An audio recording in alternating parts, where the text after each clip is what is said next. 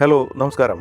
വെറും 2 വീഡിയോ കൊണ്ട് ഒരു യൂട്യൂബ് ചാനൽ മോണിറ്റൈസേഷൻ കിട്ടി, അതായത് 1000 സബ്സ്ക്രൈബേഴ്സും 4000 വാച്ച് അവറും ലഭിച്ച് ഒരു ചാനൽ മോണിറ്റൈസേഷൻ കിട്ടി എന്ന് പറഞ്ഞാൽ നിങ്ങൾക്ക് വിശ്വസിക്കാൻ പറ്റുമോ? അങ്ങനെ ഒരു ചാനലാണ് എൻ്റേത്. ഞാൻ ഈ പറയുന്നത് സത്യമാണോ അല്ലയോ എന്ന് നിങ്ങൾ എൻ്റെ ചാനലിൽ കയറിയിട്ട്, എൻ്റെ യൂട്യൂബ് ചാനലിൽ നിങ്ങൾ കയറിയിട്ട് ഒന്ന് പരിശോധിച്ചാൽ, അധികം വീഡിയോസ് ഒന്നുമില്ല, അതൊന്ന് പരിശോധിച്ച് നോക്കിക്കഴിഞ്ഞാൽ നിങ്ങൾക്ക് മനസ്സിലാവും ഏതൊക്കെ വീഡിയോസാണ് അത്രയും വ്യൂസ് ഉണ്ടായതും ഏതൊക്കെ വീഡിയോസാണ് അത്രയും സബ്സ്ക്രൈബേഴ്സിനെ തരാൻ സഹായിച്ചതെന്നും നിങ്ങൾക്ക് മനസ്സിലാവും. അതിനുശേഷം എനിക്ക് മോണിറ്റൈസേഷൻ ഒരാഴ്ച കൊണ്ടാണ് എനിക്ക് മോണിറ്റൈസേഷൻ കിട്ടുന്നത്.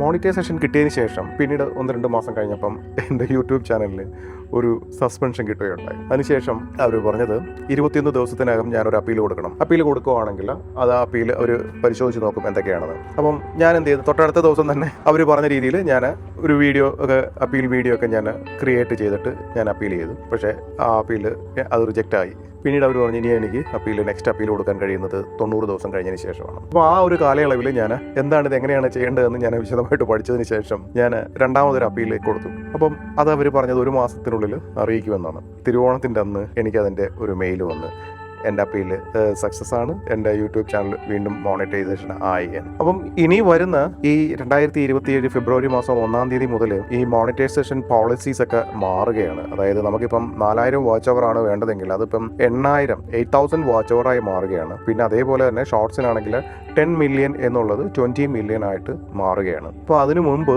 മോണിറ്റൈസേഷൻ ആഗ്രഹിക്കുന്ന ആൾക്കാരുണ്ട് എങ്കിൽ എൻ്റെ ഈ വീഡിയോ കണ്ടിട്ട് ഞാൻ പറയുന്ന കാര്യങ്ങൾ സത്യമാണോ അല്ലയോ എന്ന് നിങ്ങൾ നോക്കുക.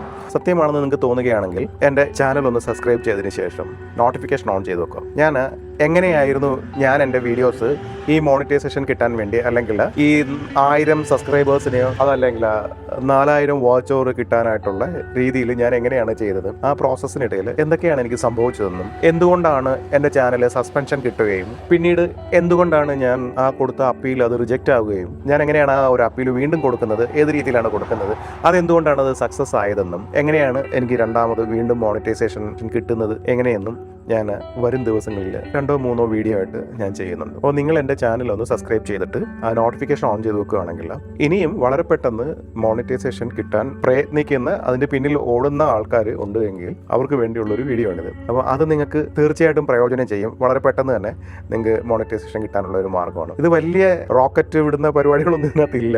വളരെ സിമ്പിളായിട്ടുള്ള കുറച്ച് കാര്യങ്ങളുള്ളൂ. പക്ഷേ അത് എങ്ങനെ കൈകാര്യം ചെയ്യുന്നു എന്നുള്ള അതിനകത്താണ് കാര്യങ്ങളിരിക്കുന്നത്. അപ്പോൾ ഞാനത് അടുത്ത വീഡിയോയിൽ ഞാനത് വളരെ വിശദമായിട്ട് ഞാനത് പറഞ്ഞുതരാം. ഓക്കെ, അപ്പം എല്ലാവർക്കും ഹാപ്പി ഓണം. ബൈ.